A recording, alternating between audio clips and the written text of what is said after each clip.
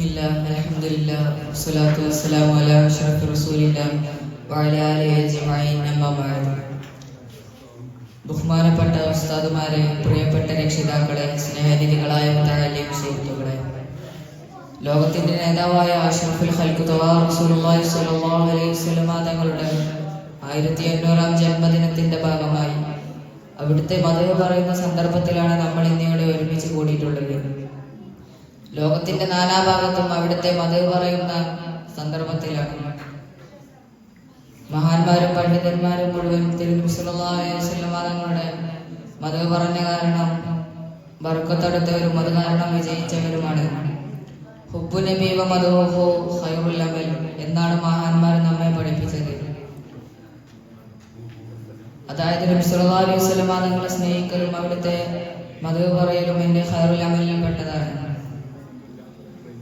നബി സല്ലല്ലാഹു അലൈഹി വസല്ലം തങ്ങൾ മനുഷ്യരോട് എന്ന് മാത്രമല്ല എല്ലാ ജീവജാലങ്ങളോടും കരുണയോടെയും ദയയോടെയും പെരുമാറിയിരുന്നു. കാരണം അല്ലാഹു തആല നബി സല്ലല്ലാഹു അലൈഹി വസല്ലം തങ്ങളെ ലോകത്തുള്ളവർക്ക് റഹ്മത്തായിട്ടാണ് പഠിച്ചത്. തന്നെ കടിച്ചൊരു തേളിനെ പോലും അവിടുന്ന് കാണിച്ച ദയയും കാരുണ്യവും കൂടെ ഉണ്ടായിരുന്ന സഹാബത്തിന് പോലും ലോകത്തുള്ള എല്ലാവരെയും അത്ഭുതപ്പെടുത്തുന്ന ഒന്നാണ്. തന്നെ ദിവസവും ചപ്പുചവറുകൾ കൊണ്ട് ബുദ്ധിമുട്ടിപ്പിക്കാറുണ്ടായിരുന്ന പെൺകുട്ടിക്ക് സുഖം വന്നപ്പോൾ അവിടുത്തെ രോഗസന്ദർശനം നടത്തിയതും ചരിത്ര സംഭവമാണ്. നബി സല്ലല്ലാഹു അലൈഹി വസല്ലം തങ്ങളുടെ ജീവിതത്തിൽ സ്നേഹവും വിട്ടുവീഴ്ചയും കാരുണ്യവും എന്നിവയുടെ യഥാർത്ഥമായ മാതൃകയാണ്. അവിടുത്തെ ജീവിതം ഖിയാമത്ത് നാൾ വരെയുള്ള ജനങ്ങൾക്ക് എന്നും ഒരു പാഠപുസ്തകമാണ്.